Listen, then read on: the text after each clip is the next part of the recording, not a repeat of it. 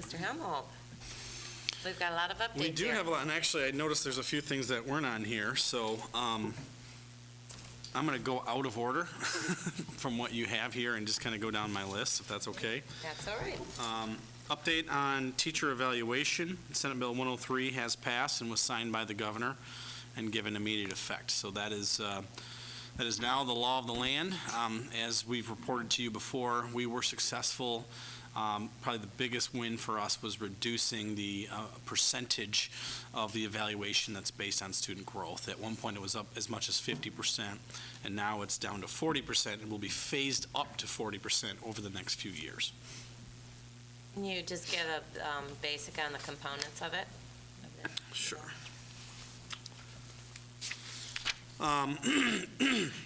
It'll delay the implementation of the teacher and school administrator performance evaluation requirements until 2017, revises conditions of the measurement and use of student growth, eliminates a requirement that a school district must adopt a specific evaluation tool. At one point, you might recall, it was going where the state was going to mandate X number of evaluations. Well, we've developed our own customized evaluation system, so that was another big win for us to have that included. It authorizes us to develop our own evaluation tools. It does, as I said before, reduces the portion of a teacher or administrator's year-end evaluation based on student growth and assessment data. It requires that we post this information online. It requires additional communication, which is what we already do with our teachers and our administrators about their evaluation, the evaluation tool itself, and then the multiple measures throughout the year. There's communication that goes on. Basically what we're doing right now. Yeah. But this codifies and brings clarity as to what the expectation is, and also, I think probably the biggest thing was regarding the evaluation tool itself, as well as the student growth measure. Those were probably the two biggest sticking points. Outside of the growth measurement, there's no prescribed components in the evaluation? I would have to dive in a little bit deeper. Okay. Well, it seems that, I don't want to put you on the spot, but yeah. but given our information from Teresa, we had to up from 5% to 10%. Where the kids give their input. Engagement piece? No. The tripod engagement? Yeah. Yeah. And was that required? I don't believe didn't that's see that. required by state law. I think that's part of our evaluation tool. But again, I would have to bring Carolyn Evans or Mary Jo in to Because I share thought we information received about something that. from Teresa about that, that due to changes in legislation, we were going to increase that. So if you could check on that, I'd appreciate it. Yep. So that gave me some concern. Hey, Rusty. How you doing? Guess I should have had a more formal salutation. But Sir Rusty. Hey, Rusty's what I get a lot. It's okay.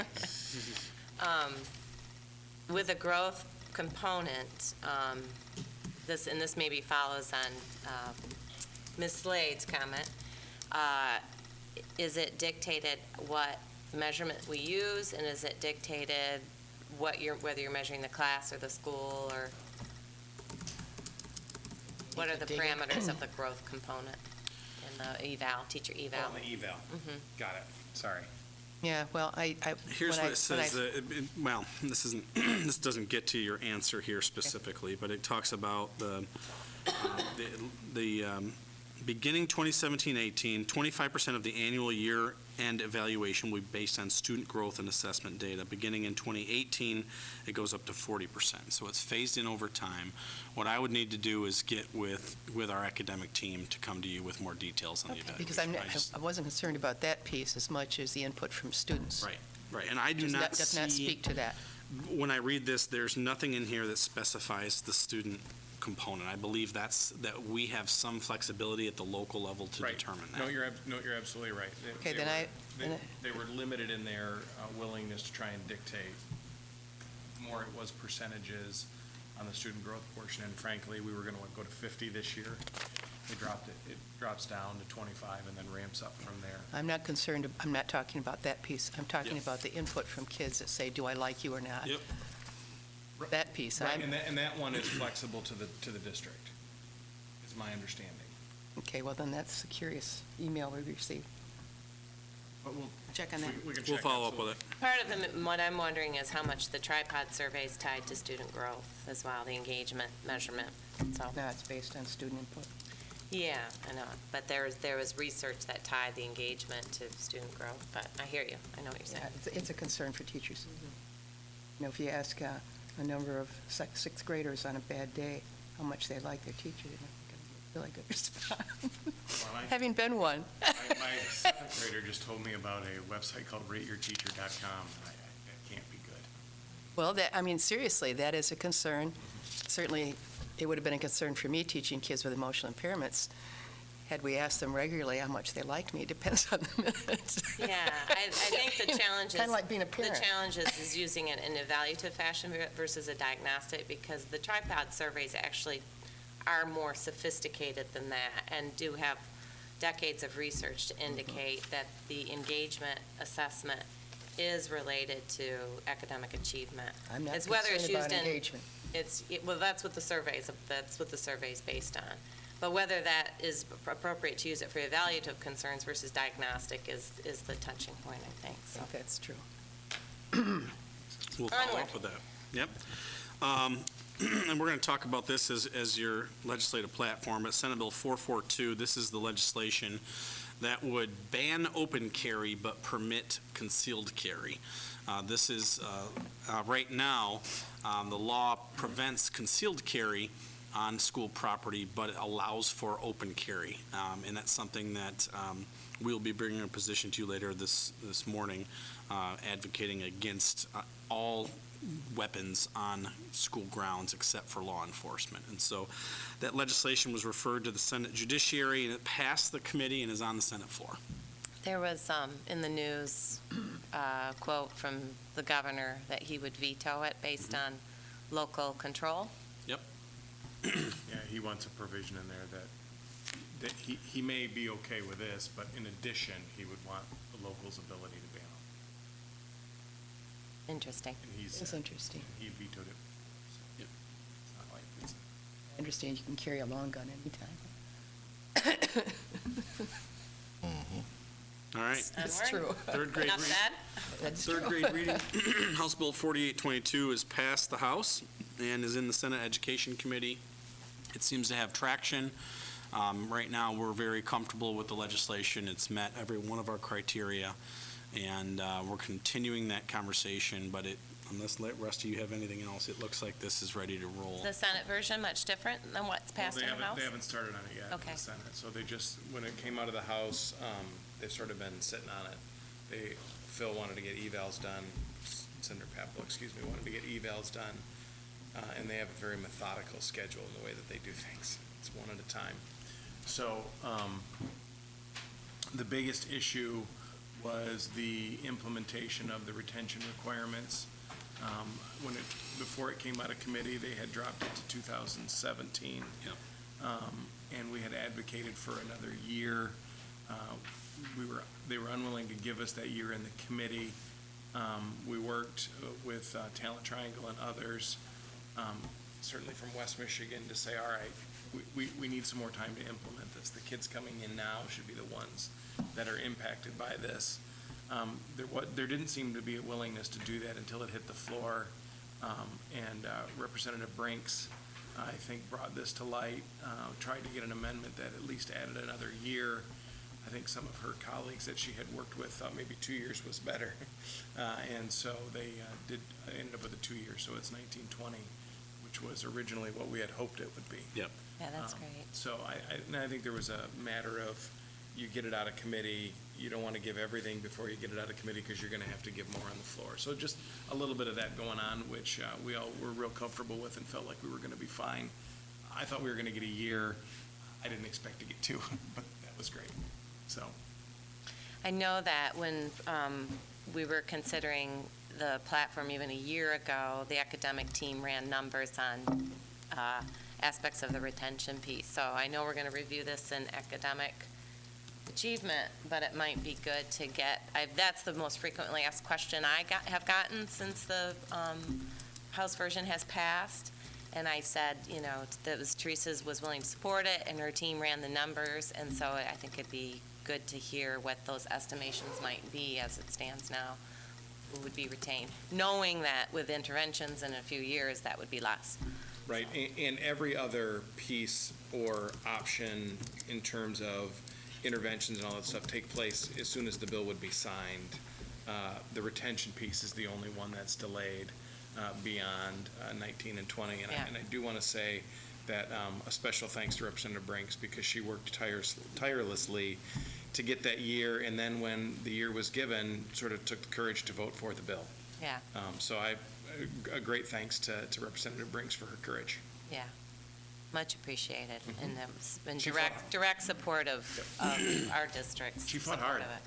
She was in there working hard. Well, and I think that shows also the relationship that we have with lawmakers, because not only was she fighting there, Amanda was working with us through this whole process, Representative Price. And so, again, I think that shows that, our platform combined with Talent Triangle working together to advance this. Even we had a number of friends, Representative Lyons was sort of in the caucus going, well, why wouldn't we do this? The kids coming in, it just makes sense. Representative Affendulis was like, this tracks right along with the kids coming in now. This makes more sense. We need to do this. So we had lots of advocates who aren't even necessarily that represent the district that were like, this just makes sense. Questions? Right. Retirement reform, we had sent you some information. This was kind of preliminary just to start studying, because we anticipate that this issue is going to get attention, if not later this calendar year, certainly early next year. It appears that the West Michigan Policy Forum is prepared to make it one of their top issues. There were House hearings that were largely related to Detroit Public Schools, but then it evolved into, as we're talking about, the dollars to stabilize Detroit Public. Part of that investment is the unfunded liability that Detroit Public Schools have for the MIPSers. And so that's something that we expect to see more. You'll see that of the documents I sent, some of them were a little outdated, but you'll also note that some of the more recent information that we shared begins to talk about how many retirees. Right now, there are 204,000 retirees, yet 199 current active employees. That's part of the issues. You actually have less employees paying into the system than we have in the past. You have a $25 billion unfunded liability right now. And about $3 billion, according to the state, $3 billion in state and local dollars are being invested annually in the MIPSer system. So you can see why, at least in part, our friends in the legislature are looking at this going, there's an awful lot of per pupil funding that's being used to cover this unfunded liability. The part that was reported recently in MERS indicated that if the state was to switch to end MIPSers and begin the switch, it would incur an additional $640 million of costs next year alone, but we haven't seen the full amount yet. So we anticipate there's going to be hearings, and we would like to begin to dive in a little deeper. I know we met with Larry O recently, and we're beginning, Rusty and I were. This is huge. This is huge, and we're beginning to get an understanding of this entire situation. If I had to sort of guess how this is going to play out, any mention of Detroit and sort of what to do about Detroit with their debt and their unfunded liability, if I have a sense of where I think the House or others might be, it would be, we better fix it all and not just fix this. So sometimes there's an attitude when you have sort of a crisis, let's just fix this, but I think what I've seen is they're going to say, no, let's look at the whole thing. So I think the Detroit issue is the catalyst that brings us to a bigger discussion on teacher retirement, certainly. I guess my concern would be ensuring that the process has multiple perspectives at the table, because there's a lot of context in which to understand how this occurred. And I think understanding the larger context is going to help for addressing the solution. And if it's just one perspective, that's more problematic, I think. Yeah, I'm confident that all perspectives will be out there. I'm just not sure they will occur in the room at the beginning. Yeah, no, exactly. So, That's my concern. totally understand. And then you get a reactive situation rather than and that's less politically effective. So that's tough. And I guess I'm wondering where we'll be positioned in it. And I know if there is abrupt changes, the ramifications of that, like for retirement and how that impacts systems and instability once again. So anyway, we eager to watch it all and get our team's perspective on it. So. There will be some sort of grand bargain proposed. I just don't know what. Try and, I think, do something more comprehensive. I think the administration is probably pretty focused on Detroit right now. I think the rest of the process, the legislature will say, no, we have to look at a bigger issue. So, I don't know, maybe a bit early to even provide any speculation, but you say you and Larry talked a bit. I'm wondering, obviously, there are two ways this could go. Any sense on how we might be affected in the short and long term if it does go to a switch to the DC model? Maybe a bit early for that, but just curious. Let's bring the expert to the table. I'm not sure I'm the expert, but Best we got.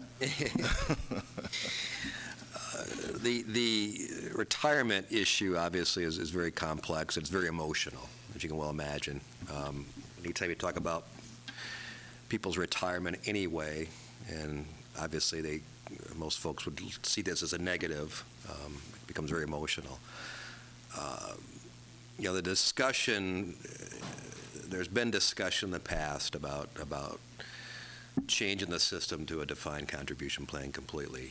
They made changes a few years ago where all new employees like myself now are in a defined contribution plan, but the impact of that change is going to take years and years and years to help whittle down the unfunded liability.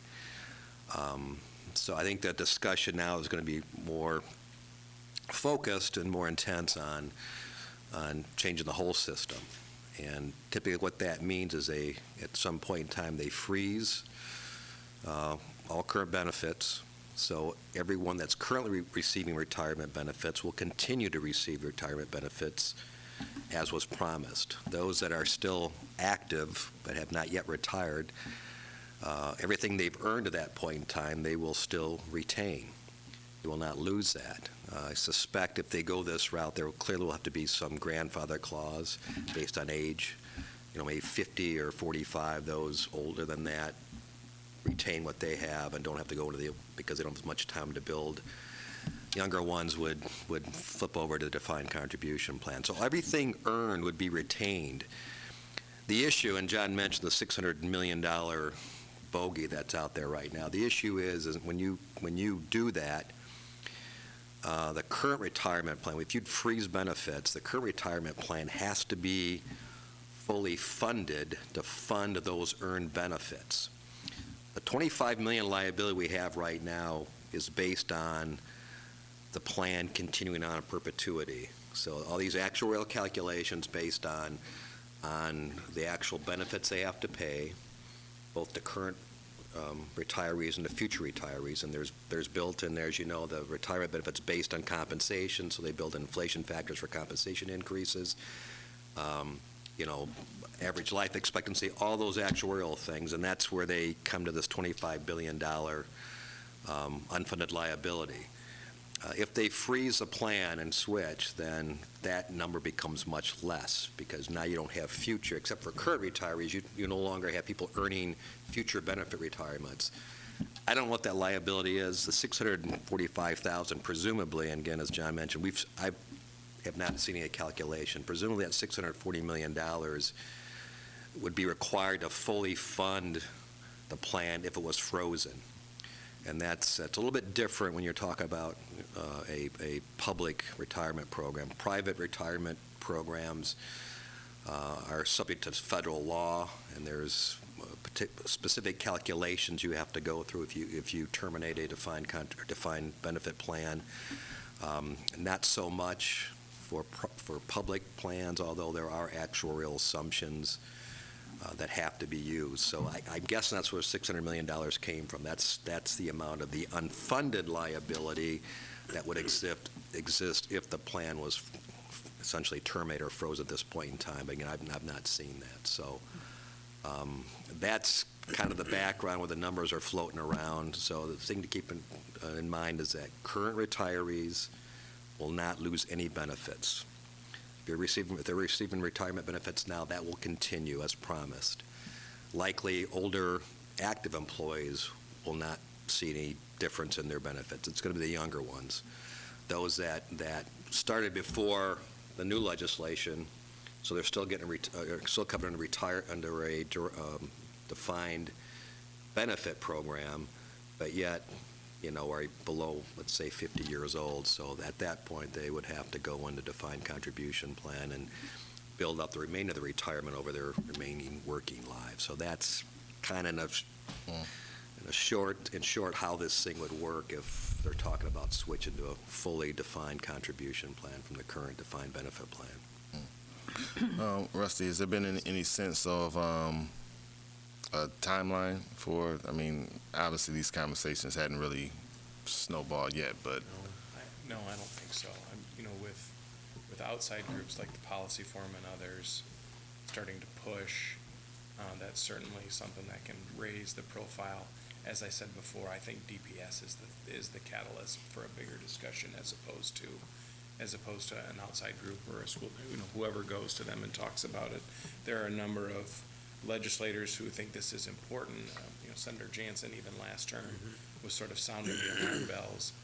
But as we sort of joked, he was like John the Baptist, sort of out in the wilderness, calling for what was going to happen. So I think DPS may be the catalyst for it, but it's hard for me to believe in an election year that one of the big pushes would be to either cap or limit retiree benefits. Yeah. Is there Good guess. Is there any discussion? That would be a really good guess. Was there any discussion going back with the per pupil funding that was intended to support the retirement system, and then with the expansion of charter schools, getting that per pupil funding as well, but not paying into it? Is that at all part of the discussion? So we're talking about the push to put it all into per pupil as opposed to putting some towards MIPSers. My understanding is that when the state owned the retirement system, and then they put it on the districts, Right. and then with the expansion of charter schools not paying into it, that was lost, that piece was lost. So it's a bit of that kind of, that's contributed to the liability of the program. Certainly. Well, and that sort of feeds into even the next phase, which was the advocacy for all of it going through per pupil and not taking sort of a chunk off the top from Yeah, MIPSers. right, yeah. So yeah, all related. So I just want to make sure I understood Yeah. the question correctly. I think there are lots of folks saying that. I'm not sure if there's going to be any willingness to go back and make that change as opposed to just moving forward. Yeah. That'd be my sense. So one other question for me. Help me understand if there was a switch to the DC piece, does that impact what we pay as a district and what would be the? Yeah, again, it all depends on what kind of DC plan. The current DC plan for, like myself, is a 3%, up to a 3% match by the employee. So it's significantly less expensive when we're matching essentially 26% for those that are in the current defined benefit plan. Those in defined contribution plan, the match is 3%. Huge difference. Mm-hmm. So, it all depends on what it would look like. It would likely, the fact is, all defined contribution plans generally are cheaper than defined benefit plan because the employer has the ability to vary that matching piece, and that's how they save the money. But on the defined benefit plan, you have a benefit formula employer can't change. It has to be changed at the MIPSers level. That formula, then that's based on that formula, that's how the funding occurs. It calculates how much funding you have to do that. So it would likely be a lot less. That's the reason. It's simply an economic reason. As I said, $3 billion a year going to retirement, $1 billion off the top of the student aid fund. If we a school had another $1 billion to spend on operations, you can imagine what that would do for us. So. Is there any of you guys have a sense of nationally who still has a pension system like Michigan, who's made the switch, that'd be interesting to know, and what kind of, what was involved in the switch. And Can look into that. Chris Glass, that's a Chris Glass question. He loves that stuff. He's wonky that way. The other thought too is, I don't know, obviously there's a 5-year smoothing on some of these pension plans.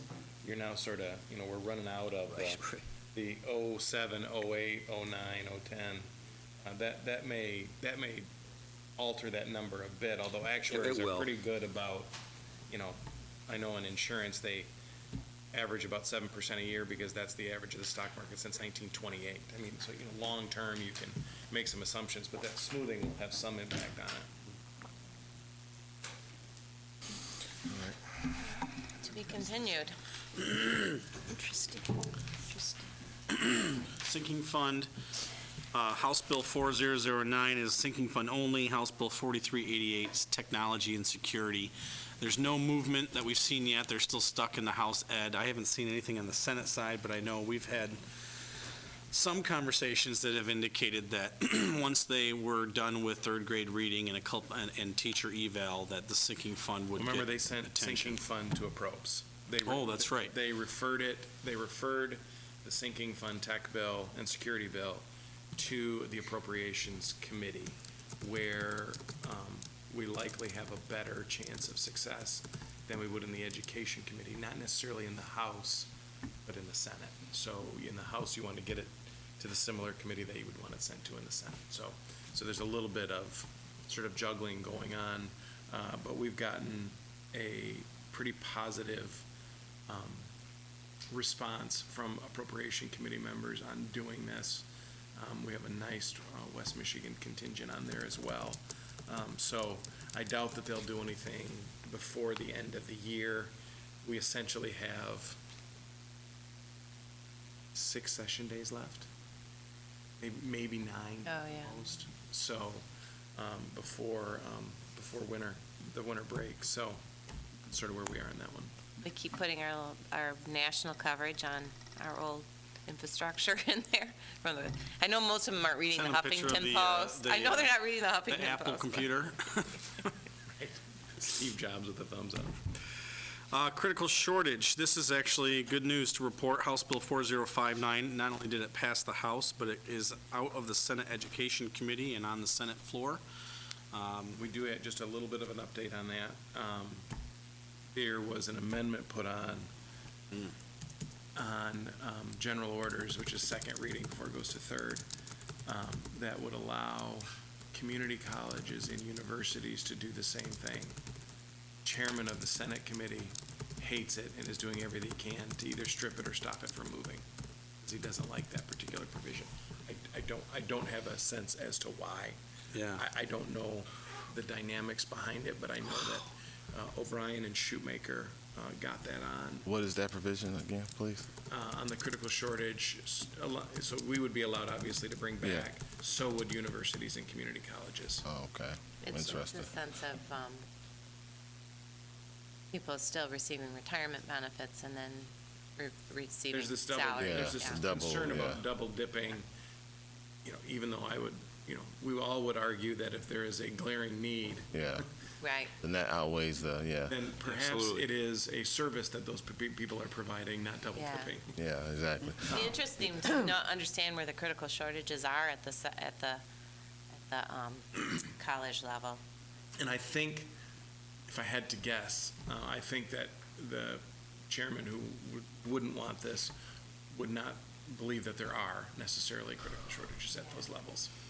So That's too bad. So we're in the, it passes the Senate, it's done. It's done. Right. So Any idea if we're going to bring it up? Are we hearing?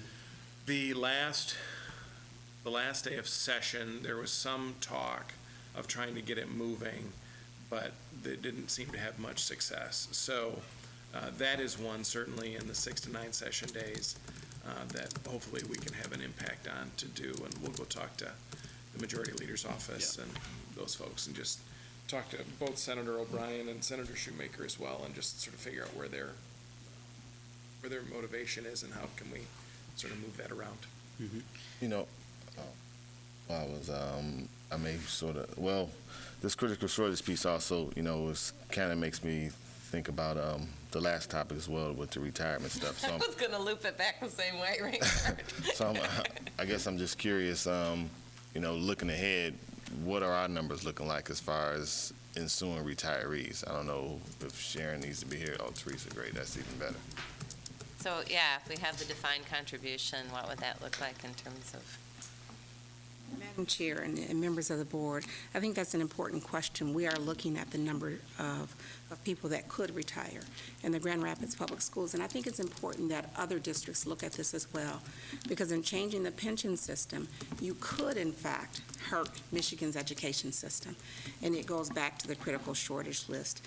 It will impact that, because the traditional public school system has been around for a long time. And over 100 years in Grand Rapids, there are many people that could leave and would leave. And if, in fact, that happens, you will hurt children, especially in urban districts, more so than help. Because with the critical shortage list, we struggle right now finding subs and people to come in to help. And I think it'll just make the problem worse. And so we have to, it's a careful walk. And how do we make these changes? But I think it's important for all school districts, traditional public school districts, to look at how many people can leave and to ask the honest question, how many will leave? Because it isn't just a fix because of numbers, but it is in what happens to the children in the future. So valid question. Do we have any sense of, what we have on the immediate horizon as far as folks, I guess, soon eligible to retire within, I don't know, I guess I have no defined period of time I'm thinking about, but I guess I'm just thinking about that and thinking about the pickle that And we obviously have can be in looked at the that. next couple of And so years. we've hired during the past, say, 10 years, we've hired quite a few people in Grand Rapids, but there are many people that can leave. And we will have the numbers for the board. That's one of the things that we're looking at right now, because this will have a major impact on any changes that we've made in the past 4 years. So in Lansing, does there seem to be any conversation, understanding the connection between the two issues, this critical shortage piece and the MIPSRS piece? Is there seem to be awareness of that? And if not, how can I make it an issue? Exactly, right, understood completely. There is a sunset in the critical shortage bill. And so the legislature, I think, is more thinking about, they want to take a look, from their perspective now, they want to look at it every couple of years to see where they are. I think they're so concerned about, I think it was probably 5 years ago, maybe 6 years ago, when this was sort of the big deal that, obviously you were having tough times, and so people were coming back and they were doing both, and they sort of put an end to it. Then we got the critical shortage piece. So this thing does cycle through, depending on your employment levels and your economy. But I think from their point of view, it's like, we want to take a look at this every couple of years. I think 2 years is too short to really sort of have that safety valve in place if it's necessary. But, that's certainly what they decided. But in terms of what it means I'm not sure there's a long enough view in Lansing for what might happen in 6 years with the retirement system to deal with critical shortage now. That's not a criticism of them. Government is naturally a reactionary force, not a proactive one. But I think if that's a concern, we should begin to raise it with our folks, because clearly at our legislative meetings and other things, folks listen to what we say and sort of inject that in. So if that is a concern, then we should figure out the way to sort of say it to them saliently. Yeah. Okay. Well, frankly, I think if some of the legislators' children had experienced being in a classroom without a teacher, they'd be fast-tracking it, because it's tough.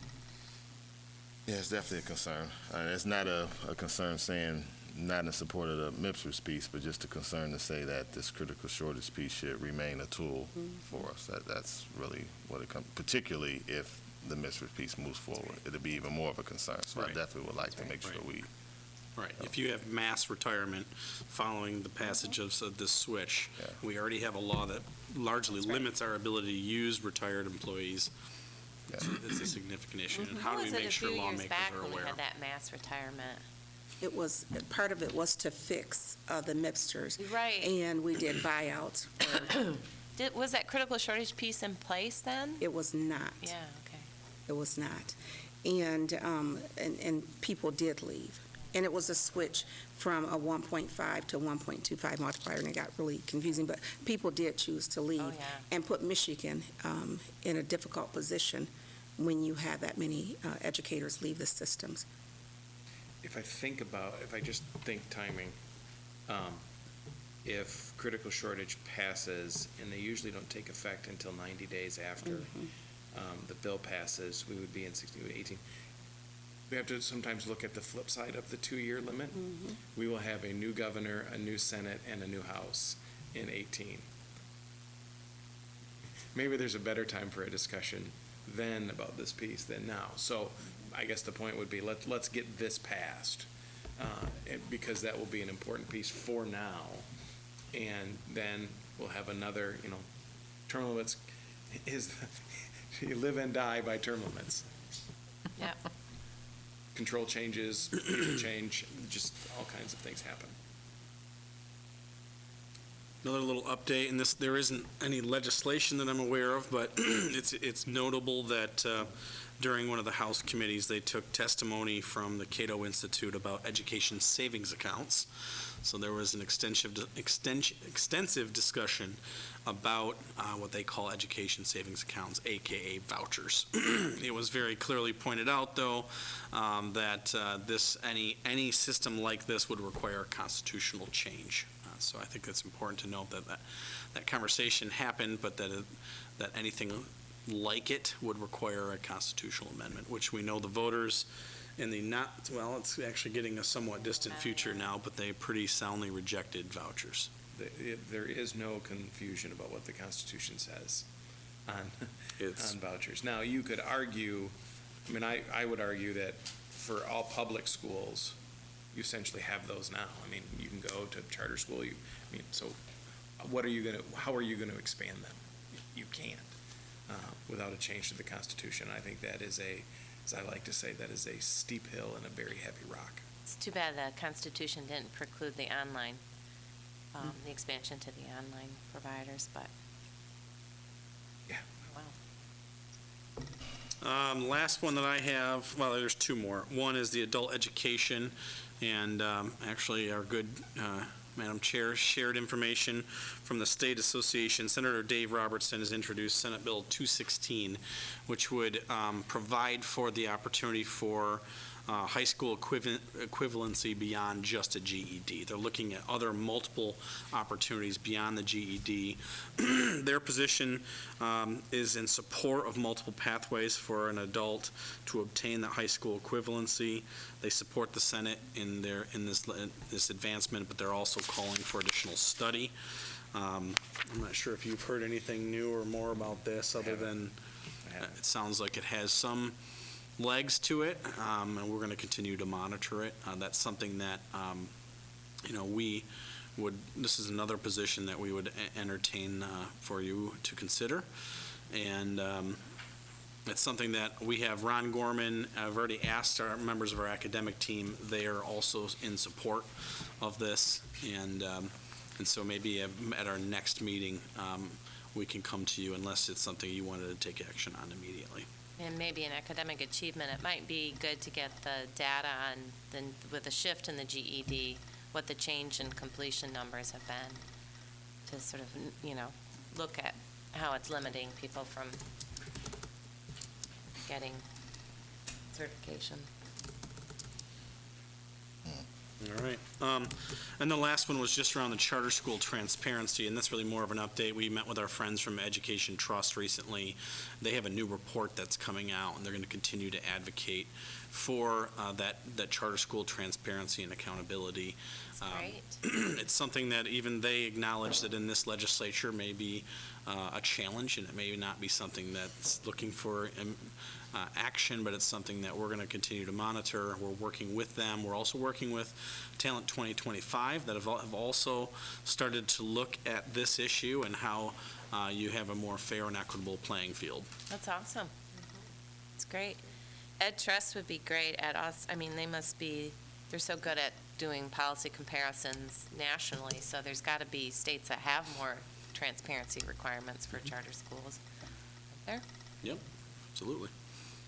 All right. And that's it. Now we're really down to the taking a position on Senate Bill 422. I drafted something that just simply says the Grand Rapids Board of Education believes that schools should be gun-free zones with the exception of law enforcement officials. The board supports legislative efforts that would ban open carry and concealed carry. Have a motion to send to the board for approval? So moved. Support? Support. All in favor? Aye. Aye. To the board. All right. I was remiss with public comment. We have a public here. Ms. Coletto, right? Do you have any interest in speaking, or are you just attending, or? No, just attending. Okay, great, thanks. Right. That's all. Oh, thank you.